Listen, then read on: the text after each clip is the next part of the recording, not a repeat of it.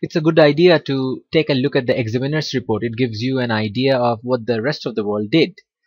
So this is what they're saying.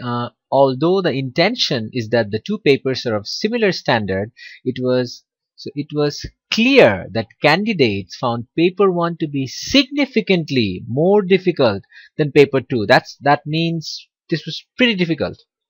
There were questions on both papers that weaker candidates did not attempt. Okay. However, most candidates did not attempt some, if not all, of the most questions, and there was no evidence that they were prevented from showing what they could achieve due to lack of time. That means there were some questions that most candidates did not even answer in this paper.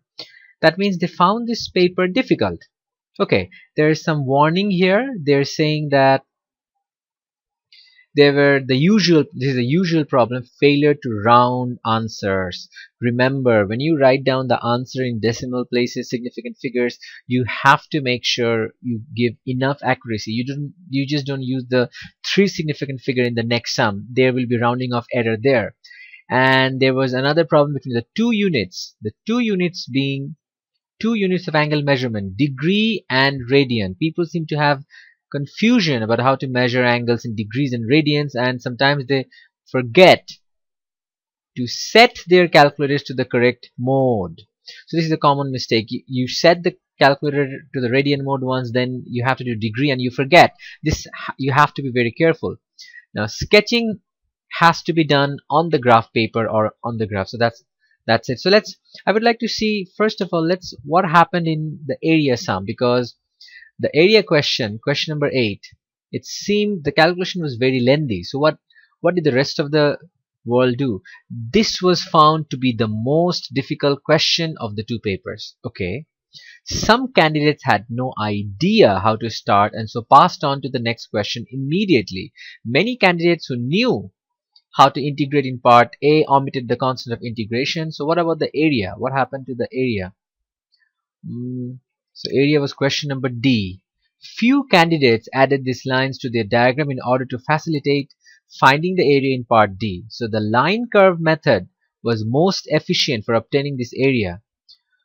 Okay, but numerous ways of dividing it. That's how we did it, dividing it into 2 parts. Line curve, let me check. So how this could be done? Well, that means if this is the horizontal line, okay, I see now. So we could have found this entire area by line curve. That means the area should have been from the limit. If this is the first limit, limit A, and this is limit B, A to B, that would be y line minus y curve dx. But the limit was up to Q. So the region must have been this one. So this was the region. So this is type 2, where we subtract the curve from the line. So we could have done this like this, from limit A to limit, this would be B. So y of line minus curve dx, that could have been done, yes. So it might not be apparent during the exam, so it's alright, you do it in your own way. Okay, so this was question number 8, and question number 9 was the trigonometric identities. So A and B were generally well attempted, the principal error being a failure to eliminate sine square, the conversion. In part C, it was not uncommon to see candidates use the given formula, sometimes then proceeding to use the result of A and B, but failing to make further progress or fudging the rest. Oh, they're saying that people started off fine, but they found problems simplifying the answers, cos cubed and on and on. Okay, this type of question is set on a regular basis, so they're giving a warning. And it is disappointing to see that many candidates fail to realize that the final parts depend on the results from part C. Okay, so you have to remember that this is a common question, and before the exam you need to practice this, because they're saying it again, set on a regular basis, and it is disappointing. So that's a clue what will happen in the future. Okay, next, many solutions for question number D. All you have to do is use the previous identity and convert it to cos 3 theta and solve it. And finally, the integration in part E, integrating this is not possible. So what you have to do, you have to convert it into the previous sum, cos 3 theta, and integrate. That is also very common, so you need to remember this. Okay, now the final one, trigonometry. Good attempts were seen for part ABC, so they could do it easily, although some candidates used rounded answers for earlier calculation in later ones. This is very important. If you round off your answer to significant figure and use it for the next one, the answer will be wrong. That you have to remember it. Try to give it in square root form or more accurate form. Part D and Part E, however, were found challenging by all candidates. That means no one could do this, and only attempted by stronger ones. Attempted means they couldn't do it, they just tried it, but they were found challenging by all candidates. Okay, so few candidates realized that the perpendicular in D was needed to find the angle in E, so they gave a clue.